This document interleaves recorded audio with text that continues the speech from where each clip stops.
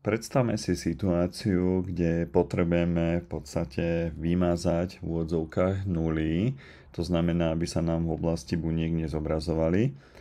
No a riešenie, ako to spraviť, je také, že môžeme použiť podmienné formátovanie, tak si to za chvíľočku ukážeme.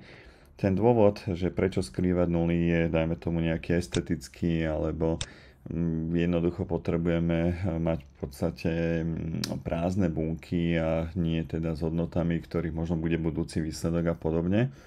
Takže ja si vysvietím alebo vyznačím oblasť, ktorej sa to týka, prípadne môžem kliknúť sem na trojuholníček, ktorým označím všetky bunky. Prejdem do podmienného formátovania v karte domov, zvolíme nové pravidlo a máme tu, že formátovať len bunky, ktoré obsahujú. No a hodnota bunky je medzi, zvolíme, že rovná sa a tu napíšeme 0.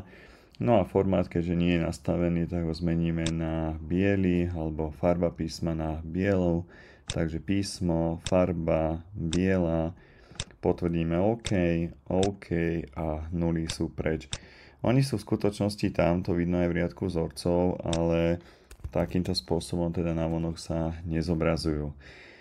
No a keby som chcel teda to pravidlo zrušiť alebo zmeniť, tak môžeme kliknúť kdekoľvek, znovu do podmienného formátovania, správovať pravidlá a pravidlo, buď tu máme teda aktuálny výber, prípadne môžeme zvoliť aj tento hárok, aby sme videli všetky pravidlá v tomto hárku, no a toto pravidlo odstránim, prípadne môžem ho upraviť, prípadne zvoliť alebo vytvoriť nové. Takže toto je z mojej strany všetko. Ďakujem za pozornosť.